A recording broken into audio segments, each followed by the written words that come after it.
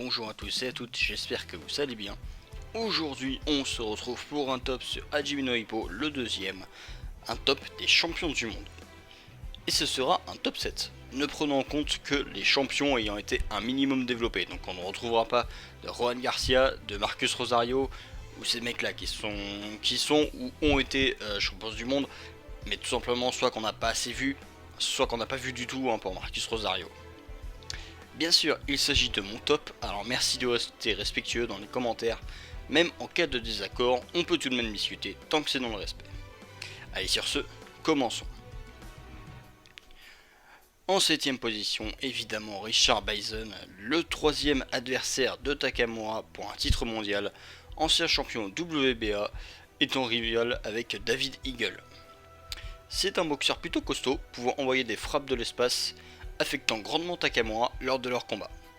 C'est aussi un utilisateur du style Hitman, donc aussi appelé le style de Détroit, et plus précisément des flicker jab, un jab prenant la forme d'un fouet dont la lecture est très difficile, comme on a déjà pu le voir par exemple avec Mashiba. Cependant, malgré toutes ses belles compétences, cet homme a été vaincu par un Takamura fortement affaibli, prenant la victoire à cloche-pied et faisant la toupée. Oui, faisant la toupie, oui, je sais même pas comment prendre ce champion du monde au sérieux à force, vraiment. Mais bon, cela reste quand même pas mal pour un adversaire du Faucon légendaire d'avoir pu quand même sérieusement l'acculer, forçant presque le coach à jeter la serviette, même si encore une fois, Takamura avait une patte cassée, donc voilà. En 6ème position, Kiss Dragon, le dernier champion vaincu par Takamura, un homme baignant dans la chance et le luxe. Cependant sur le ring, il ne compte pas que sur sa chance, il est aussi fort, très fort même. Il était capable de rivaliser avec Takamura dans un combat technique de haut niveau, sachant que ce Takamura était le plus fort que nous ayons connu, tout du moins physiquement, car tout de même nerf à cause de son œil, mais bon, ça n'enlève rien le fait que au niveau de son poids, c'est le meilleur qu'il n'ait jamais eu jusqu'à présent. Cependant, Kiss Dragon aura fait l'erreur d'utiliser constamment le même crochet large contre le tueur d'ours, ce dernier parvenant à le contrer à la fin, mettant un terme au combat en un instant. Une erreur plutôt regrettable quand même pour un mec qui était censé être champion du monde invaincu, ou presque, j'ai plus son palmarès en tête, je vous l'afficherai, mais voilà. En tout cas, respect tout de même à cet homme pour avoir affronté Takamura et avoir tenu quelques rounds contre lui. En 5ème position, évidemment, Vork Zangief. Et évidemment, je devais bien placer le loup blanc dans ce top. Bien qu'ayant été vaincu par 2 fois au Japon, après son retour en Amérique, il est très vite devenu un challenger sans rival et finalement un champion incontesté. Terrassant son adversaire sans trop de mal, bien que celui-ci ait triché durant le match à cause de l'arbitre, etc. comme on avait pu le voir.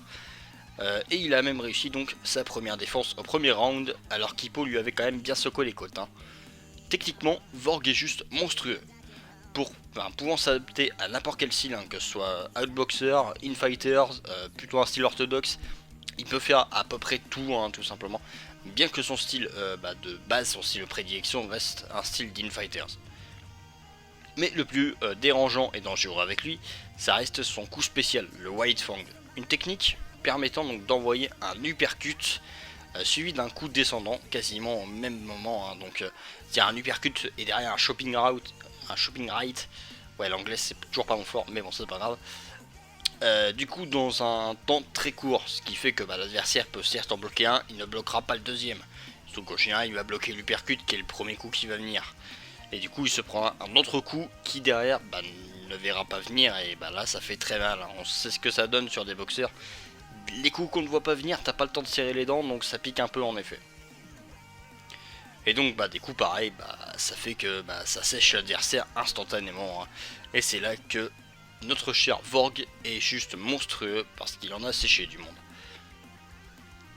En 4ème position, David Eagle, l'adversaire le plus respectable de Takamura, parvenant à sérieusement le mettre en danger de défaite. Son niveau technique vaut un manuel.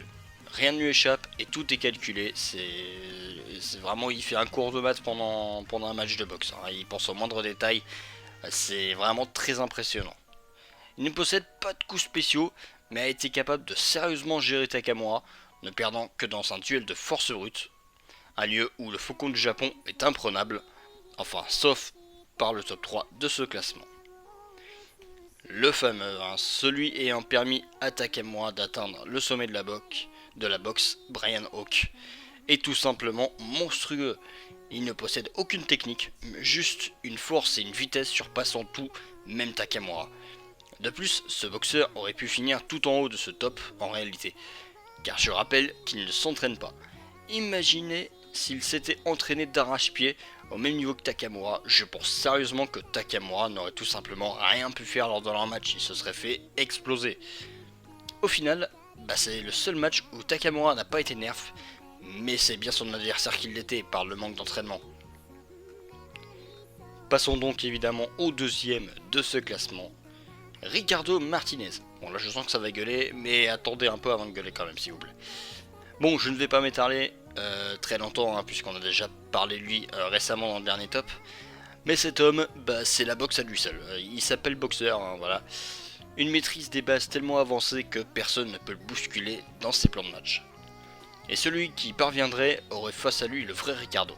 Un Infighters des plus redoutables, brisant les côtes de Dataeji comme si c'était une biscotte, et lui détruisant le dentier comme un forain plutôt énervé.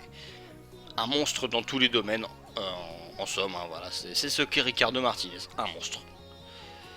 Mais qui peut bien surpasser justement cet homme? Eh bien, vous le savez tous. Takamura Mamoru. Évidemment le seul et unique, le plus grand champion de l'histoire. Takamura possède un niveau technique absurde. Et que beaucoup sous-estiment, j'ai l'impression, en se disant que le mec c'est juste un gros cognard. Alors que pas du tout. Mais en plus de ça, il a évidemment, bien sûr, sa force, n'ayant presque aucun sens, même dans ses catégories. Et bien sûr, une vitesse de dingo, pouvant surprendre Sendo, qui a le niveau mondial, 8 catégories en dessous, et égalisant à peu près Hippo en vitesse. Bon, il avait ses poids certes, mais voilà. Pour dire que Takamura, en termes de vitesse, c'est vraiment pas n'importe quoi. De toute façon, son palmarès prouve que cet homme n'est pas fait pour avoir de limites. De plus, justement, Takamura est toujours nerf face à ses adversaires pour le moment, que ce soit via un handicap lors de ses 3 derniers matchs pour un titre mondial, ou surtout via son poids. Et oui, pour le moment, Takamura n'a toujours pas atteint sa catégorie finale, les poids lourds, celle-ci où il sera réellement à son prime. Et autant dire que je plains son adversaire à ce moment-là. Bon voilà, j'en ai fini avec ce top, j'espère que vous aurez apprécié. Et dites-moi du coup quel serait votre top à vous peut-être si vous n'êtes pas d'accord, y a pas de souci, on peut en discuter. Et en attendant la prochaine vidéo, moi je vous dis à plus pour une prochaine. Allez, bye.